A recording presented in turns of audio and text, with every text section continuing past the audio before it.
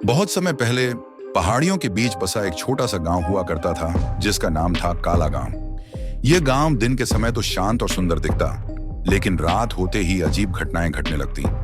लोग कहते थे कि इस गांव के जंगल में एक शैतानी शक्ति रहती है जो इंसानों की बलि मांगती है। गांव के बड़े बुजुर्गों ने इस शक्ति के बारे में बहुत बार चेताया था, परंतु कई लोग इसे महज एक कहानी मानते थे। कहानी के अनुसार इस शक्ति की शुरुआत तब हुई थी जब गांव के एक तांत्रिक ने अमरता पाने के लिए शैतानी विद्या का सहारा लिया। उसने गांव के बच्चों और नवयुवकों की बलि देनी शुरू की ताकि वह अमर हो सके।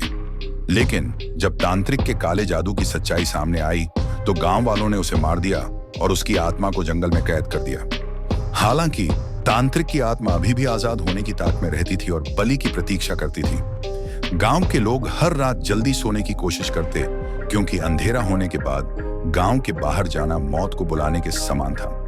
अक्सर रात को लोगों को अजीब आवाजें सुनाई देती, जैसे किसी की चीखें और कदमों की आहटें। लोगों का कहना था कि जो भी इन आवाजों के पीछे जाता वो कभी लौट कर नहीं आता। गांव की सरपंच बुजुर्ग महिला महादेवी हमेशा लोगों को सचेत करती, रात के समय घर से बाहर मत निकलना, वरना वो शैतान तुम्हें ले जाएगा। गांव में एक परिवार था जिसमें एक नवयुवक अरविंद और उसकी बहन राधा रहती थी। अरविंद को इन कहानियों पर विश्वास नहीं था। उसे लगता था कि ये सब बस लोगों को डराने के लिए बनाई गई हैं। एक दिन वह अपने दोस्तों के साथ जंगल में रात बिताने की जिद करने लगा।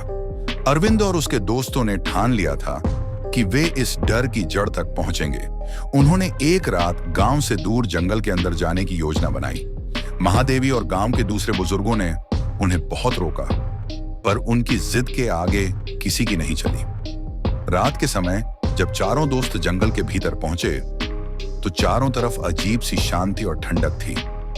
पेड़ों की शाखाएं हवा में हिल रही थीं और हल्की हल्की आवाजें भी आने लगीं। थोड़ी देर बाद उन्हें लगा कि कोई उनका पीछा कर रहा है।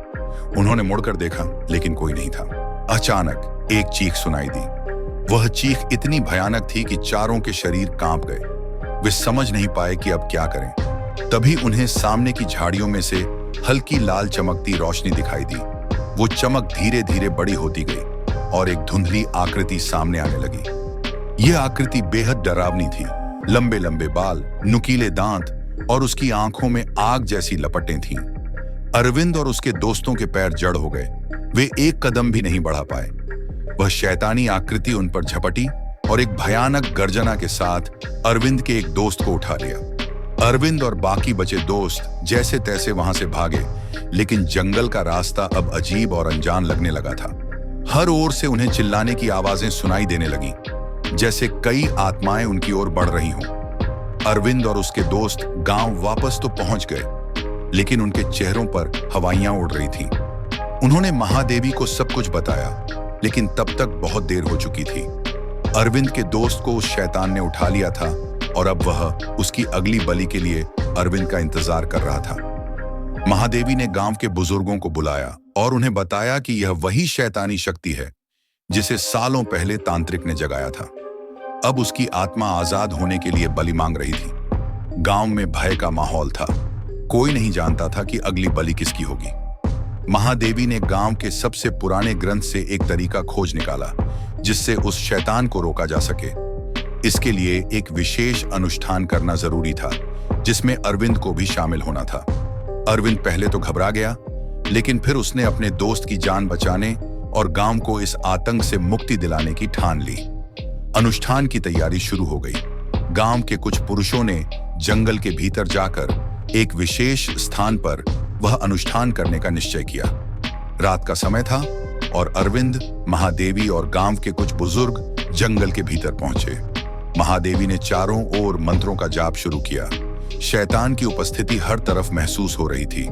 अचानक वही भयानक आकृति फिर से प्रकट हो गई और इस बार उसने अरविंद की ओर झपट्टा मारा। महादेवी ने अपना मंत्र पूरा किया और उसी समय एक तेज रोशनी चारों ओर फैल गई। शैतान की शक्ति धीरे धीरे कमजोर होने लगी, लेकिन तभी वह अंतिम बार पूरी ताकत से अरविंद पर हमला करने की कोशिश करने लगा। अरविंद ने अपनी पूरी ताकत से उसका सामना किया। महादेवी ने आखिरी मंत्र का उच्चारण किया, जिससे शैतान की शक्ति बुरी तरह बिखर गई। जंगल में एक भयंकर गर्जना हुई और शैतान की आत्मा आग की लपटों में घिर गई। अरविंद और बाकी लोग जमीन पर गिर पड़े, लेकिन उन्हें महसूस हुआ कि अब खतरा टल गया था। गांव वापस लौटने पर लोगों ने उन्हें हीरो की तरह स्वागत किया। अरविंद और महादेवी की बहादुरी के कारण गांव को इस शैतानी शक्ति से हमेशा के लिए मुक्ति मिल गई थी। लेकिन हर कहानी की तरह इस कहानी का अंत भी उतना सरल नहीं था। गांव के बुजुर्ग कहते थे कि शैतान की आत्मा पूरी तरह नष्ट नहीं हुई थी, वह फिर से जाग सकती थी अगर गांव के लोग फिर से किसी बड़ी गलती को अंजाम दें। कहानी यहीं खत्म होती है, परंतु काला गांव के लोग अब भी सावधान रहते हैं। वे कभी रात को जंगल के अंदर नहीं जाते और हर साल एक विशेष अनुष्ठान करते हैं ताकि वह शैतानी शक्ति कभी वापस न आए। गांव में शांति लौट आई, पर हर बार जब कोई अजीब आवाज सुनाई देती, लोग घबराकर घरों में दुबक जाते। उन्हें अब भी यह डर सताता था कि कहीं वह शैतान फिर से बलि की मांग न करने लगे। इस कहानी का अंत हमें यह सिखाता है कि बुराई कभी पूरी तरह खत्म नहीं होती, उसे रोकने के लिए हमेशा सतर्क रहना पड़ता है।